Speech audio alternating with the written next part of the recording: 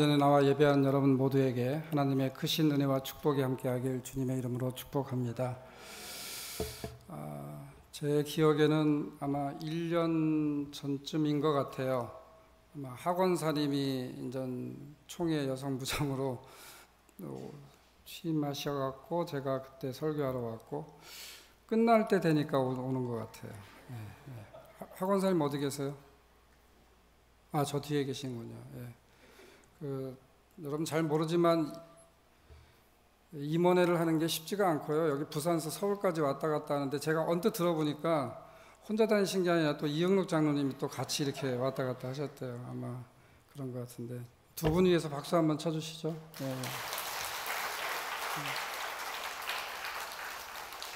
지난 그 한 달 전인가요? 담임 목사님, 최재원 목사님이 저희들이 이제 대전에 유성에 이제는 그 학부 대학원이 이렇게 돼 있는데 서울에 그 신학대학원 과정이 또 있어요. 수도권에 이제는 정규 대학원을 저희들이 그 신설을 못해서 교단 인정으로 운영을 하는데 거기도 이제 대학 나온 소명 있는 자들이 와서 신학대학원 과정을 공부합니다. 동일하게 이제는 봄에 가을에 이렇게 영성수련회를 하는데 최재원 목사님을 모셨는데 뭐 제가 여기 와서 그냥 하는 얘기가 아니라 항상 학교도 그렇지만 피드백을 받잖아요. 근데 목사님이 두 차례에 걸쳐서 설교 말씀해 주셨는데 엄청난 은혜를 받았다고 그래요. 그때 그 서울에 있는 그 교수님, 원장님이 저한테 하는 얘기가 제가 소개했어요, 여러분들. 제가 소개했는데 하여튼 간에 최재원 목사님이 오셔서 얼마나 은혜를 끼쳤는지 그 뭐 상상 이상의 그 은혜를 받고 학생들이 새로운 도전을 받았다고 그렇게 얘기를 하더라고요. 여러분들 담임 목사님에서 다시 한번 박수 한번 쳐주시면 어떨까요?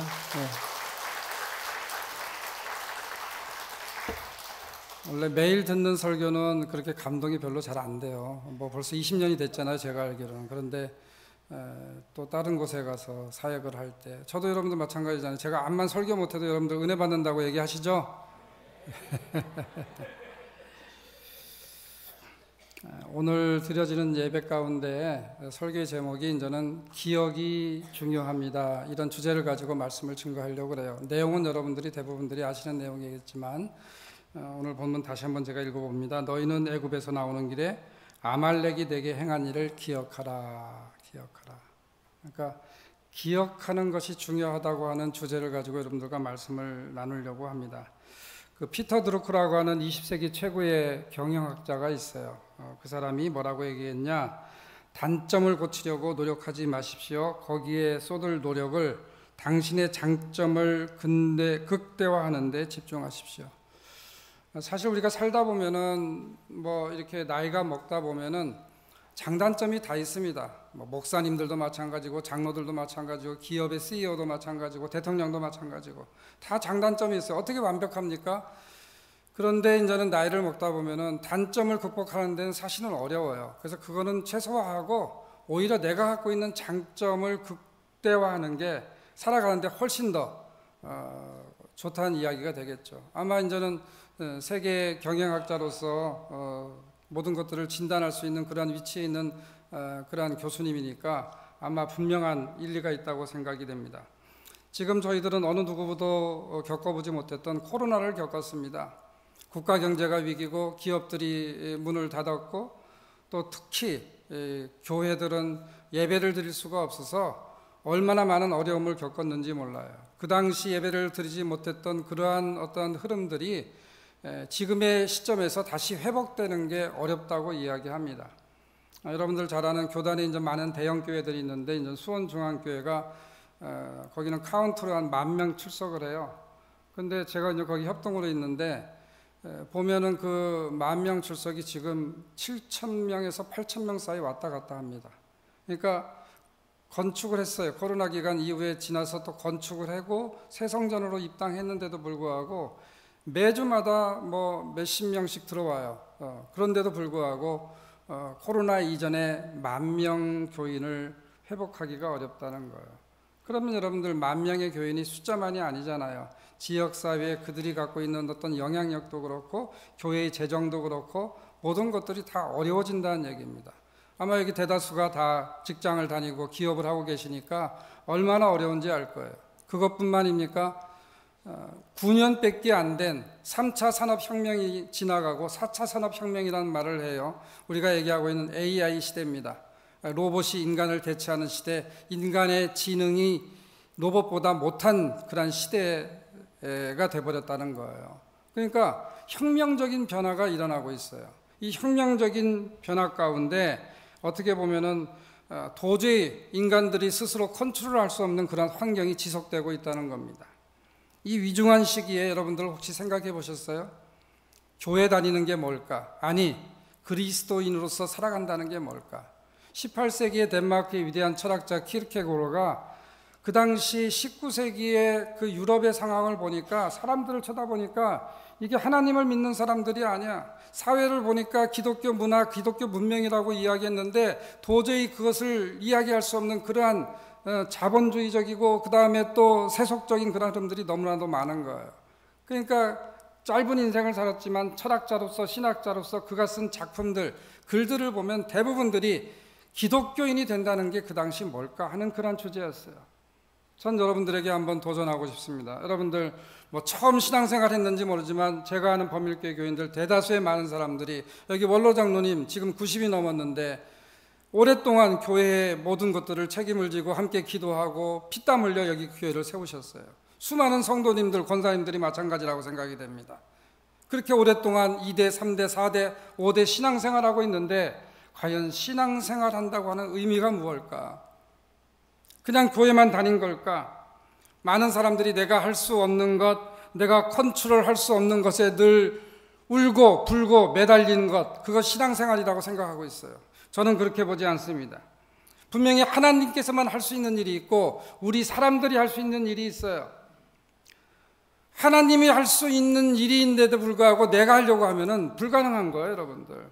하나님이 할 수 있는 일은 하나님한테 맡기는 저와 여러분들이 되길 바랍니다. 그런데 저와 여러분들이 해야만 하는 일이 있어요. 우리가 컨트롤할 수 없는 거는 하나님께 맡기고 내가 컨트롤할 수 있는 거는 내가 할 수 있을 때, 그때 바로 최고의 신앙생활을 할 수 있지 않을까요? 그리스도인답게 살 수 있지 않을까요? 오늘 본문 말씀에 보면은 우리가 컨트롤할 수 있는 게 뭔지를 이야기하고 있는 거예요. 그게 뭐예요? 기억하라는 거예요. 기억하는 것은요, 우리가 할 수 있는 가장 기본적이고 우리의 장점을 극대화하는 일임을 여러분들이 기억하시기 바랍니다. 지난 시간 우리에게 행했던, 아니 내가 이 땅 이전까지 살아오면서 하나님이 나에게 하셨던 그 일이 있잖아요. 아무것도 없어요, 여러분들. 그 경험이 없어요. 하나님과의 만남이 없어요. 내가 신앙생활하는데 힘들고 어려울 때 이 교회와 함께 하셨던 하나님의 놀라운 기적들, 여러분들 하나도 없습니까? 그럼 어떻게 범일교회가 지금까지 이렇게 지탱할 수 있을까요? 우리 가족에게 행했던 그 하나님의 일들, 저도 지금까지 살아오면서 결혼하고 아이들 낳고 신앙생활하고 교수생활하고 목회사역을 돕고 수도 없이 많은 일들이 있었어요. 다 설명할 수 없지만 지나오니까 하나님이 하셨더라고요. 하나님이 하셨어요. 어려운 일이 없었을까요? 딸내미 얘기 하나 할게요, 여러분. 저도 열심히 교육시켰습니다. 본인도 공부 열심히 하고 미국에서 박사과정 대학원, 약학대학원을 다니는데 제가 마침 안식년에 미국에 있을 때예요. 그때 이용진 선교사가 필리핀에서 교수님 미국에 한번 가고 싶다고 저희 집에 왔어요. 그때인데 전화가 온 거예요, 딸내미한테. 아빠 사고 났어. 자동차 사고 났어. 너 괜찮니? 괜찮대요. 그래서 이용진 선교사하고 집사람하고 차를 끌고서 1시간 반을 그냥 막 정신없이 달려갔어요. 그랬더니 이제는 차는 레카차로 끌어가고 그 다음에 거기 이제는 몇 사람이 나와 있고 딸내미가 거기 있고 경찰 리포트하고 뭐 그러더라고요. 그리고서 이제는 차가 어디 갔냐니까 끌려갔대요. 거기 가서 이제 뭘 가져와야 된대요. 차가 끌려간 그 곳에 가보고서 그냥 집사람하고 저는 펄썩 주저앉았어요. 대형 트레일러에 물으니까 대형 트레일러에 그 밑으로 차가 들어간 거예요. 차가 형체가 없어요. 그냥 이렇게 뭐 프레스를 위해서 누른다고 그러죠. 문짝도 열 수가 없는데 어떻게 튀어나왔나 봐요. 그냥 상처 조금 난 거예요. 어떻게 보면은 그냥 생명 끝나는 그 순간이었어요. 누가 하셨어요? 저는 하나님이 하셨다고 봐요. 그런 경험 저만 있을까요? 기업을 경영하는데, 직장을 다니는데 힘들고 어렵고 자존심 상하고 그만두고 싶고, 그러나 지금까지 여러분들이 여기 있잖아요. 그럼에도 불구하고 가족을 지키고 있잖아요. 그럼에도 불구하고 교회를 섬기고 있잖아요. 그거는 바로 하나님이 함께 하셨을 뿐만 아니라 하나님이 함께 하셨던 그 일을 기억하는 여러분들이 있기 때문에 가능한 것임을 기억하기 바랍니다. 신앙생활의 시작은 기억으로부터 시작된다고 생각이 됩니다. 여러분들 출애굽 사건 아시잖아요. 애굽에 노예에 있던 그 이스라엘 백성들을 모세가 지도력으로 끌고 왔어요. 그걸 기억하기 위해서 뭐가 제정됐어요? 아유, 지금 수업 시간 아닌데 여러분들 대답은 하세요. 네. 유월절이 제정됐잖아요. 유월절이 제정된 건 뭐예요? 유월절을 지키면서 그 옛날 너희 민족 그 어려운 시기에 하나님이 함께 하셨던 그 일을 기억하라는 거예요. 잊지 말라는 거예요. 여러분들 주님의 십자가 사건, 우리를 위해 십자가에 달려 돌아가신 그 사건, 그걸 기억하라고 뭘 만든 거예요? 성만찬을 만든 거잖아요. 그냥 앉아서 한 달에 한 번 혹은 일주일에 한 번 아니면 뭐 6개월에 한 번 특별한 이벤트 있는 날, 그날 성만찬 그냥 하고 포도주 한 잔 먹고 그냥 떡 떼고 땡! 이게 아니라 그걸 통해서 주님이 우리를 위해 십자가에 달려 돌아가신 그 사건을 마음속 깊이 기억하라는 거예요. 하나님께서 기억을 강조하신 이유가 뭐가 있을까요? 우리가 무엇을 기억하느냐가 우리의 미래와 연관되어 있다는 거예요. 우리는 과거는 지나갔기 때문에 과거는 잊어버리고 미래를 향해 달려가기를 원합니다. 그러나 여러분, 과거를 잘 기억하는 자들이 멋진 미래를 향해 달려갈 수 있음을 기억하기 바랍니다. 우리 가정으로 보면은 내 부모님, 할아버지, 할머니들 거기에 대한 스토리가 있잖아요. 그걸 알지 못하는데 어찌 내 멋진 미래를 꿈꿀 수가 있어요. 범일교회 지난 역사 가운데 많은 목사님들과 장로님들과 권사님들이 어떻게 헌신했는지 그거를 제대로 알지 못한다면은 목회를 어떻게 하고 교회를 어떻게 섬기고 하겠냐는 거예요. 그래서 하나님께서는 멋진 미래의 세계를 이스라엘에게 주시기 위해서 유월절 사건을 허락하고 계신 겁니다. 그런데 유월절 사건만 허락하면 되잖아요, 여러분들.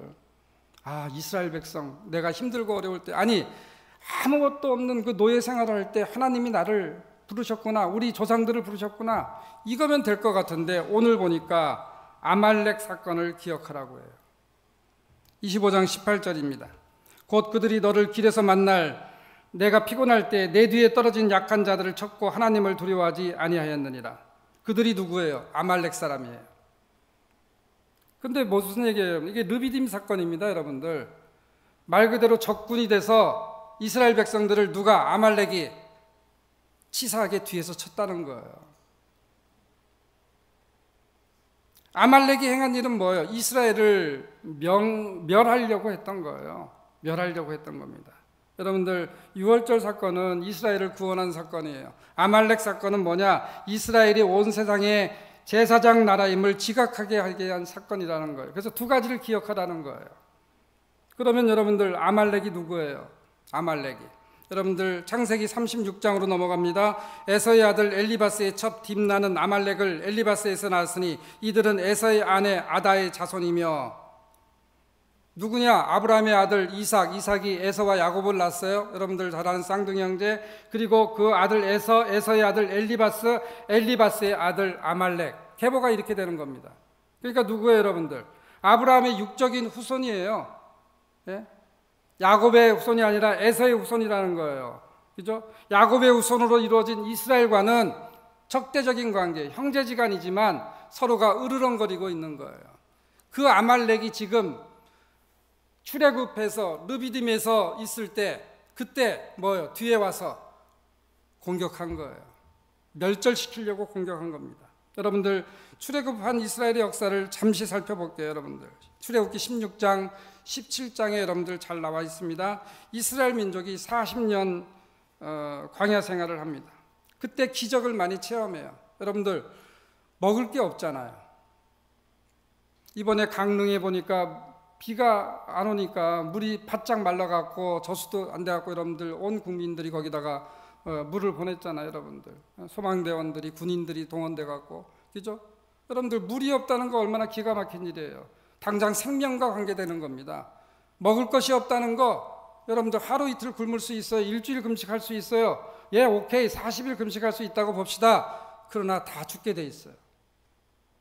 생명과 직결되어 있는 거예요. 그러니까 여러분들 출애굽하고서 2달 반 정도가 지나간 겁니다. 그러니까 불평하기 시작하는 거예요. 먹을 게 다 떨어졌어요. 아유, 오히려 내가 그 시절 어때요?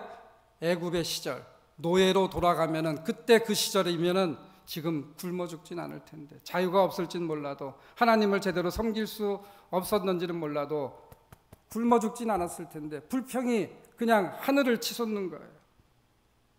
그때 하나님께서 아침에는 만나 저녁에는 메추라기를 보내신 겁니다. 성경 읽겠습니다.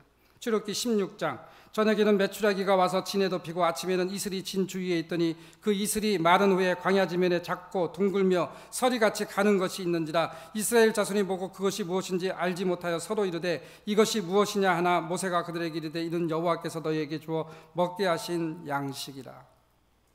사랑하는 여러분, 이 사건이 그냥 하나의 신화가 아니라 하나님의 말씀이고 일어났던 진짜 사건임을 믿습니까? 하나님이 하시는 일이에요. 사람은 할 수가 없습니다. 사람이 어떻게 그 많은 인원들을 먹일 수가 있어요? 어떻게 그 많은 고기와 식량을 댈 수가 있냐는 거예요. 여러분들 성경에 이것이 얼만큼 덮여 있는지 보면은 무릎까지 덮여 있는 거예요. 무릎까지. 메추라기가 징그러운 거 아니에요? 먹어도 끝이 없는 거예요, 여러분들. 하나님이 하신 겁니다. 출애굽기 17장 6절에 보니까 물이 없어요. 그러니까 이런 기적이 나옵니다. 내가 호렙산에 있는 그 반석이 거기서 내 앞에 서리니 너는 그 반석을 치라. 그것에서 물이 나오리니 백성이 마시리라.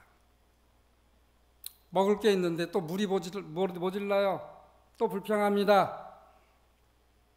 하나님 앞에 모세가 기도합니다. 하나님 이거 어떡합니까? 반석을 치라는 거예요.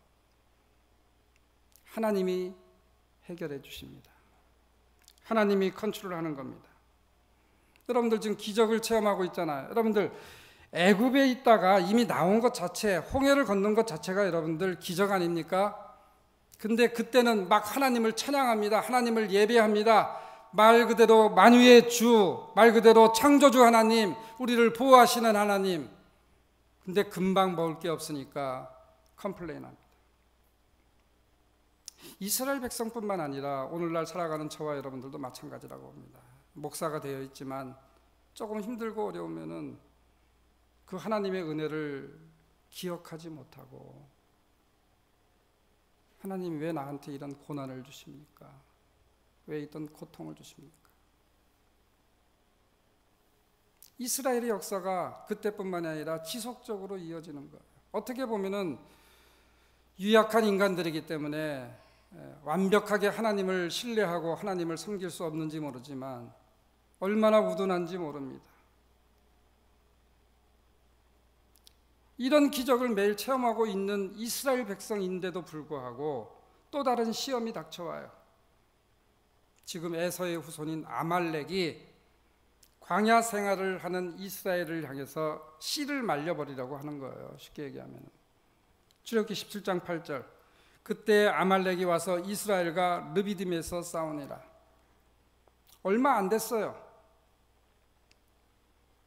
근데 하나님의 은혜를 기억하지 못해요. 컴플레인해요. 근데 하나님이 여전히 또 기적을 베풉니다. 또 다른 기적을 베풉니다. 근데 이제는 어떡할 수 없는 전쟁의 소용돌이로 들어가는 거예요.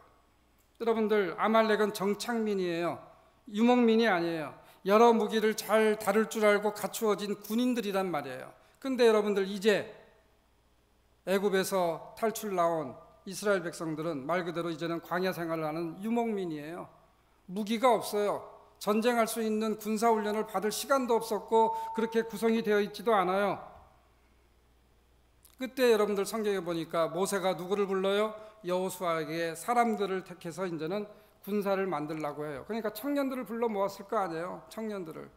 근데 여러분들 우리 군대 가잖아요. 군대 가기 전에 여러분들 총을 다룰 줄 알아요? 어떻게 싸울 줄 알아요? 군대 가서 배우는 거예요. 총 쏘는 법, 낮은 포복하고, 어떻게 하면은 숨어서 적지를 향해 공격할 수 있을까? 그러니까 오합지졸이죠. 사람을 모았어요. 청년들을 모았어요. 여호수아가 지도력을 행사해요. 그런데 제대로 된 군인이 아니었어요. 그때 모세가 이렇게 이야기합니다. 내가 너희들이 싸울 때 나도 하나님의 지팡이를 손에 잡고 산 꼭대기에 서겠다고 이야기를 합니다. 근데 이상한 일이 벌어지는 거예요. 모세가 손을 들고 있으면은 아말렉을 이기는 거예요. 근데 이게 오래 있을 수 없잖아요. 힘들잖아요. 여러분들 왜 나를 보세요? 왜? 여러분들 저기 옛날 학교 다닐 때 벌 안 써봤어요? 이게 벌 써보면은 저는 5분도 못 견디겠던데. 이거 얼마나 힘들어. 이게 손 들고 서 있어. 김종걸. 그러면 이렇게 손 들고 서 있으면 안 보면 싹 내리잖아요. 왜요? 팔이 아프니까. 나만 한 것 같으네, 여러분들. 얼마나 힘든지 몰라요. 손을 내리면은 아말렉이 이기는 거예요. 그때 여러분들 조력자가 두 사람이 등장합니다. 누구예요? 아론, 모세의 형입니다. 훌, 족보를 제가 이야기하진 않겠습니다. 그래서 돌을 갖다가 이쪽 저쪽 한편 왼팔 오른팔에다가 놓고 그 모세의 손을 받치는 거예요. 힘드니까. 해가 지도록 모세의 손이 내려오지 않으니 여호수아가 승리한다는 골자가 출애굽기 17장에 있습니다. 성경을 다시 한번 읽습니다. 여호수아가 모세의 말대로 행하여 아말렉과 싸우고 모세와 아론과 훌은 산 꼭대기에 올라가서 모세가 손을 들면 이스라엘이 이기고 손을 내리면 아말렉이 이기더니 모세의 팔이 피곤하매 그들이 돌을 가져다가 모세의 아래에 놓아 그가 그 위에 앉게 하고 아론과 훌이 한 사람은 이쪽에서 한 사람은 저쪽에서 모세의 손을 붙들어 올렸더니 그 손이 해가 지도록 내려오지 아니한지라. 여호수아가 칼날로 아말렉과 백성을 쳐서 무찌르니라. 할렐루야. 누가 하셨어요? 하나님이 하셨어요. 이때 모세가 한 일이 뭐냐? 제단을 쌓습니다, 여러분. 예배를 드렸다는 거예요. 제사장의 나라로 하나님께서 인치셨기 때문에 모세가 그냥 있지 않았습니다. 그리고 그 제단의 이름을 여호와 니시 이렇게 정한 거예요. 여호와의 깃발이란 얘기입니다. 여호와 승리라는 의미가 담겨져 있습니다. 이때 하나님이 약속하신 말씀이 뭐냐? 모세가 제단을 쌓고 그 이름을 여호와 니시라고 이르되 여호와께서 맹세하시기를 여호와가 아말렉과 더불어 대대로 싸우리라 하셨다 하였더라. 여러분들 어디에 초점이 있어요? 대대로예요. 대대로. 한 번 싸워서 이기겠다고 얘기한 게 아니에요. 이제 너희들은 나만 믿어라. 나만 내 은혜를 생각해라. 나를 기억하라. 그러면 싸움은 누가 한다? 하나님이 하시겠다고 이야기하는 겁니다. 제사장 나라인 이스라엘을 위해서 하나님이 직접 나서서 내가 싸우겠다고 지금 약속하신 거예요. 이 이야기를 기억하고 생활한다면 이스라엘 백성들이 얼마나 많은 놀라운 일들을 행했을까요? 제사장의 나라로서 그 역할을 충분히 감당할 거예요. 십계명을 비롯한 수도 없이 많은 그 율례들, 규례들, 정말로 힘들게 어려운 그 계명들을 어떻게 보면 쉽게 지켜낼 수 있었을 겁니다. 왜냐하면 이스라엘 백성들이 자기들을 위해 싸울 필요가 없었기 때문이에요. 하나님이 대신 싸운다는 거예요. 근데 이 일이 그렇게 순탄치가 않았어요. 19절에 보니까 이렇게 기록됩니다. 그러므로 내 하나님 여호와께서 내게 기업으로 주어 차지하게 하시는 땅에서 내 하나님 여호와께서 사방에 있는 모든 적군으로부터 내게 안식을 주실 때 너는 천하에서 아말렉에 대한 기억을 지워버리라. 너는 잊지 말지니라. 조금 혼돈되죠. 17절은 아말렉을 기억하라. 지금 여기는 기억을 지워버리라. 기자가 쓰다가 잘못 쓴 거예요? 무슨 의미예요? 아말렉이 내게 행한 일을 기억하라 이렇게 이야기하고 이어서 바로 하신 얘기가 아말렉에 대한 기억을 지워버리라 이야기를 하는 거예요. 여러분들 상충되는 게 아니에요. 여러분들 가만히 성경을 살펴보면은 이거는 보완하는 사건이에요. 아말렉 사건은 기억하라는 거예요. 왜요? 아말렉은 누가 치웠어요? 하나님이 치운 겁니다. 그죠? 근데 아말렉을 생각나게 하는 자취들이 있어요. 흔적들이 있잖아요, 여러분들. 그 흔적은 지워버리라는 거예요. 사건을 기억해도 눈에 보이지 않는 것들은 다 말 그대로 않게 하라는 겁니다. 여러분들 이렇게 얘기하면 너무 피상적이니까 여기에 대해서 아주 확실하게 우리에게 보여주는 예가 있어요. 인물입니다, 여러분들. 사울왕입니다. 사울왕. 사무엘상 15장으로 넘어갑니다, 여러분들. 사울이 왕이 됐어요. 하나님이 세우셨잖아요. 사무엘이 사울을 찾아가서 하나님의 말씀이니까 아말렉을 진멸하라고 해요.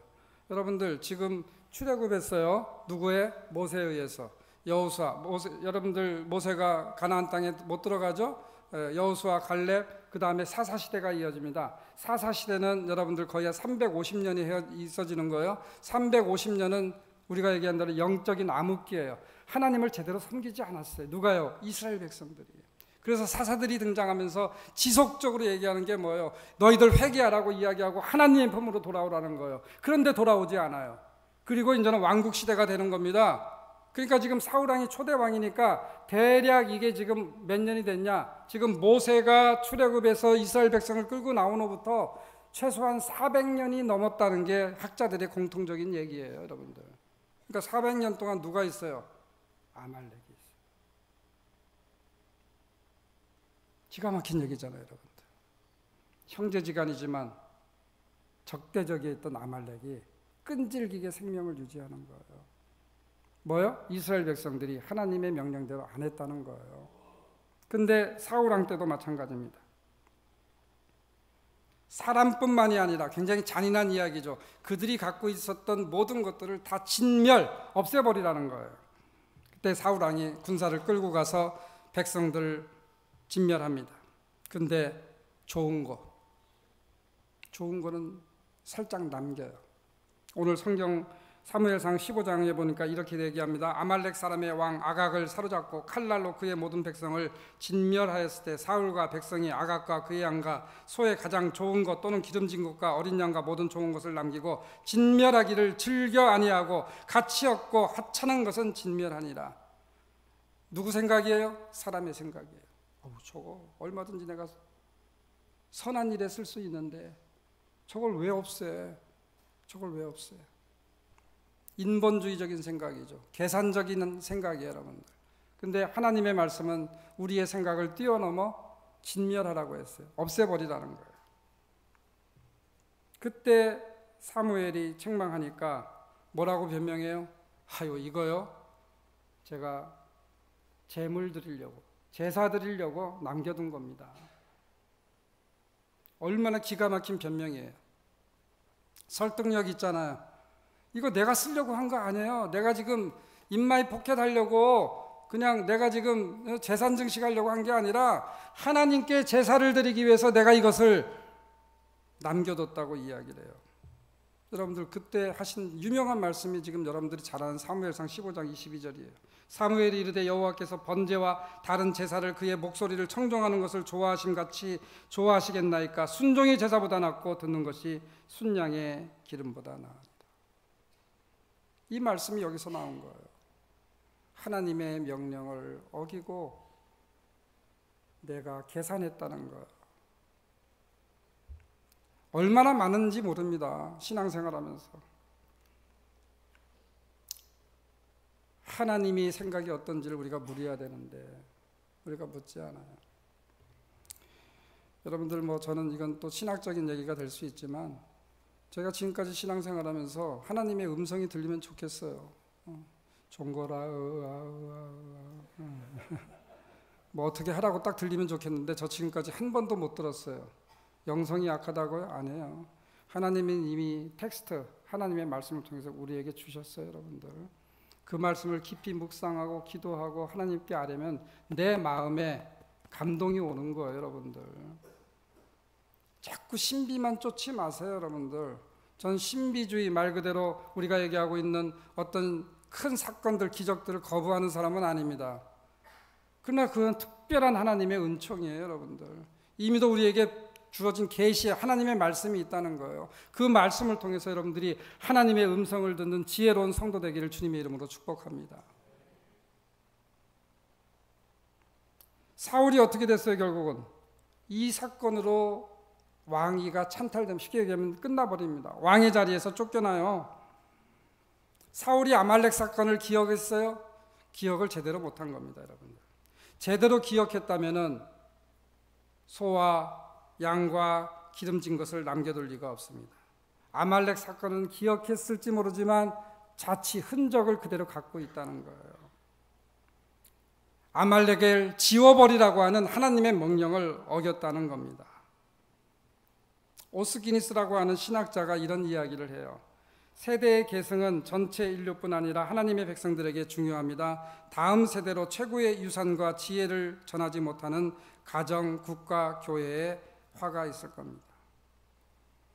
사울은 분명한 유산이 있었어요.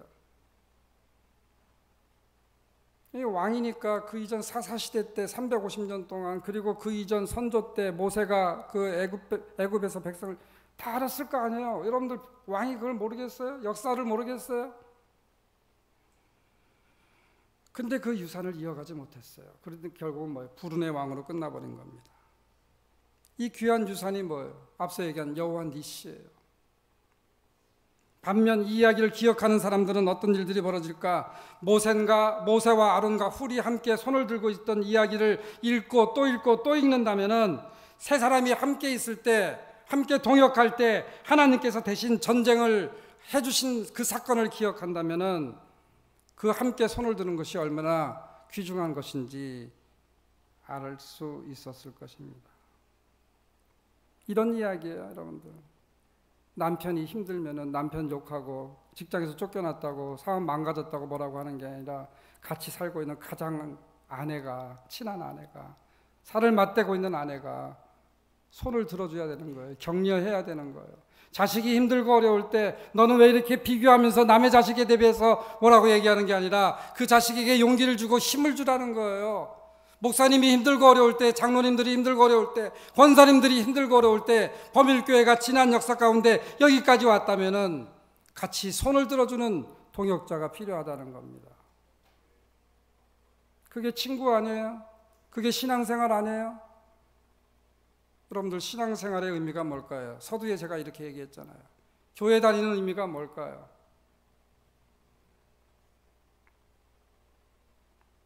저는 여러분들이 저를 포함해서 모세와 아론과 훌이 함께 손을 들고 있는 이 여호와 니시의 이야기를 항상 기억하는 성도 되기를 주님의 이름으로 권면합니다. 그 앞에 그림 하나 보면요, 기러기들이 V자 대형으로 이렇게 날아가는 것을 종종 봅니다. 기러기들이 V자 대형으로 줄을 지어 날아가면은 뒤따르는 새들이 공기의 저항을, 그러니까 앞에 있는 대장 기러기는 힘들어도 뒤에 있는 기러기들은 50% 저항을 적게 받는다고 이야기를 해요. 그 결과 혼자가 아니라 무리지어 비행을 하면은 혼자 비행할 때마다 71%를 더 날아간다고 이야기를 합니다. 어떤 의미일까요, 여러분들? 사람들에게도 마찬가지입니다. 원리는 혼자가 아니라 협력하면은 어려운 일도 쉽게 처리할 수가 있습니다. 사람은 혼자서는 살 수 없도록 창조되었어요.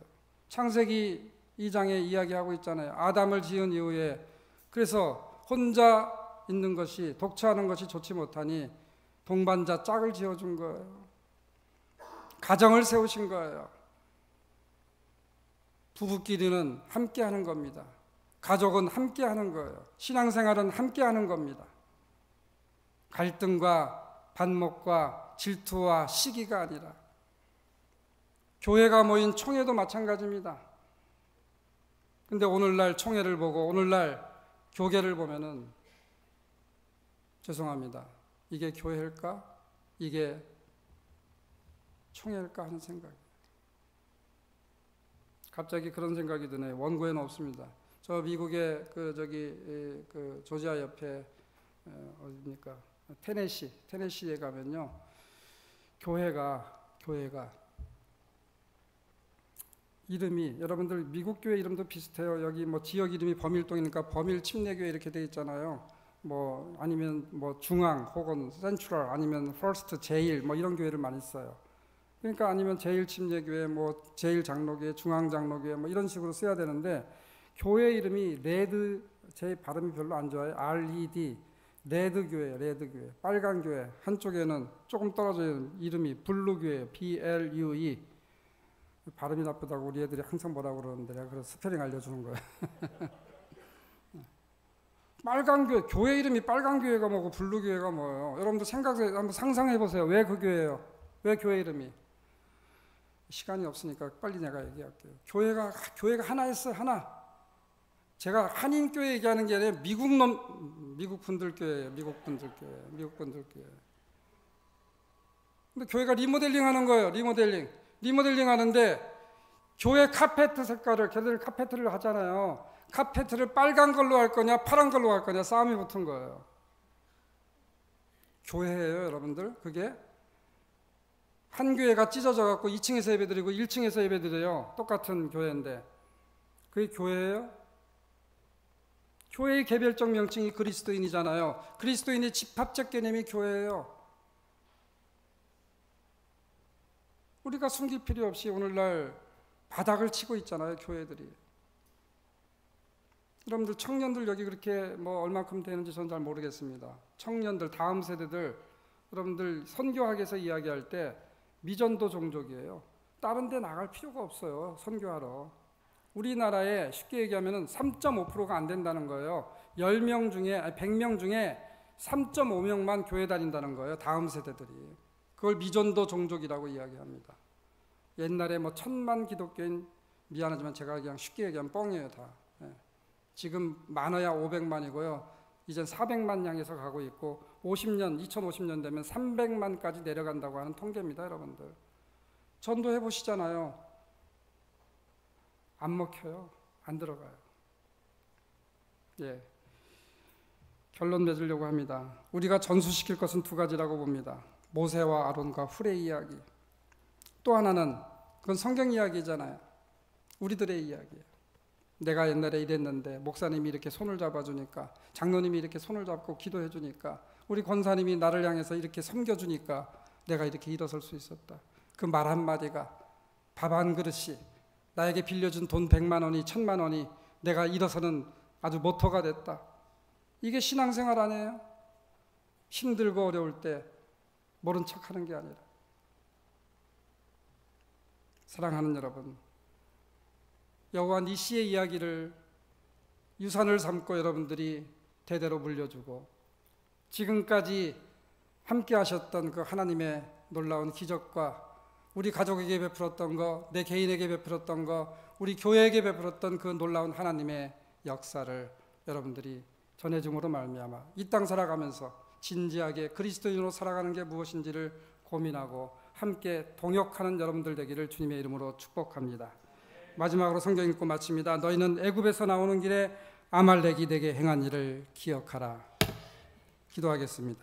하나님 아버지, 부족한 종이 하나님의 거룩한 제단 위에 하나님의 말씀을 선포했습니다.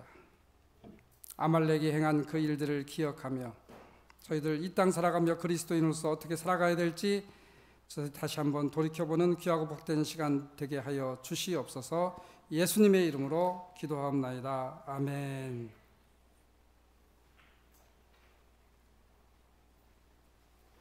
귀한 말씀, 너무 큰 은혜 받았습니다. 많은 큰 은혜 받으셨죠? 우리 김정걸 목사님에게 다시 한번 큰 박수로 감사를 표했으면 좋겠습니다. 고맙습니다. 말씀을 생각하시면서 우리 하나님 아버지께 찬양하겠습니다. 사랑하는 나의 아버지, 함께 찬양합니다.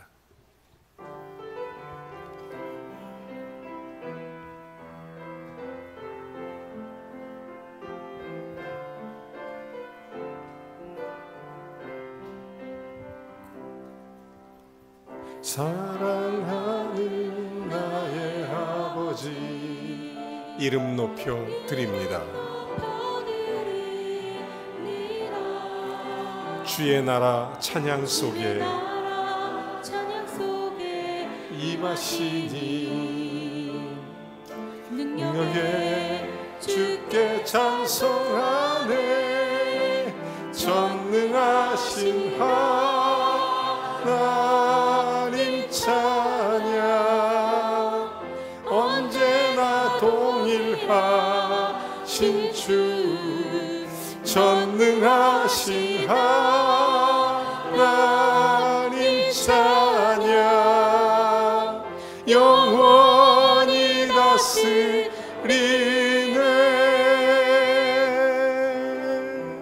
나 주의 이름 높이리. 나 주의 이름 높이리. 나 주의 이름 높이리. 하늘 높이 홀린 깃발처럼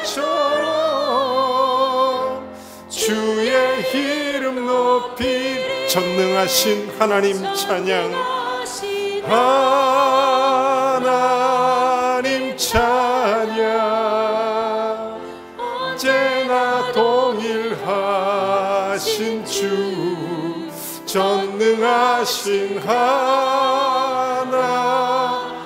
찬양 영원히 다스리네.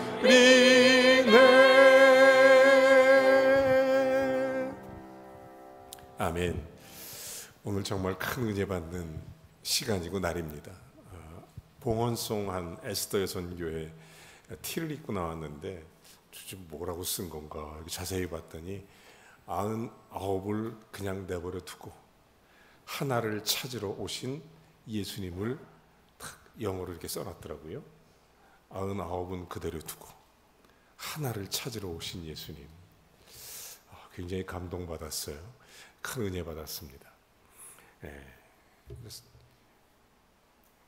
그 티셔츠 하나가 메시지가 돼서 얼마나 좋은지. 오늘 특별히 우리 귀한 목사님 말씀 들으면서 주님의 역사를 기억하고 주님의 행한 일들을 통해 주님의 아름다운 일들이 우리 교회를 통해 펼쳐나가게 될 줄로 믿습니다. 귀한 말씀 너무 감사합니다. 특별히 이제 다음 주가 추석 긴 연휴가 시작됩니다. 그래서 추석 연휴가 시작되는 긴 연휴에 우리가 먼저 기도로 잘 무장해서 우리의 가정들을 방문하고 우리의 친지들을 만나고 그런 시간이 됐으면 좋겠습니다. 그래서 10월 첫째 주와 둘째 주 특별 기도회, 그래서 하나님 앞에 새벽마다 기도 시간이 있습니다. 새벽 기도에 함께 하셔서 기도로 잘 준비하고 추석을 맞이하는 그런 시간들이 됐으면 좋겠습니다. 이 시간 우리 다 같이 일어나셔서 함께 찬송하고 축도로 예배를 마칩니다.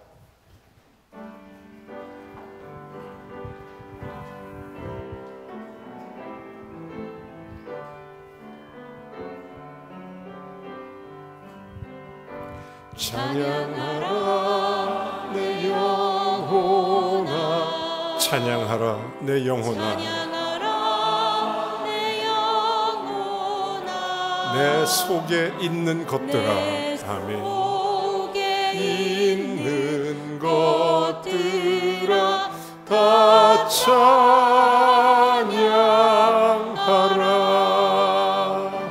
감사하라 내 영혼아 감사하라 내 영혼아 내 속에 있는 것들아 다 감사하라 기뻐하라 내 영혼아 기뻐하라 내 영혼아 내 속에 있는 것들아 다 기뻐하라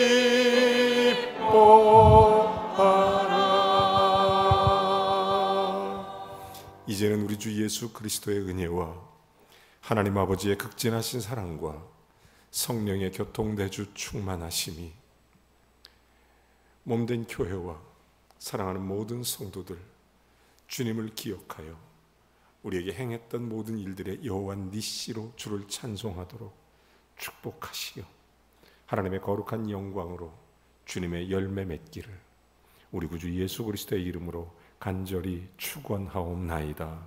아멘.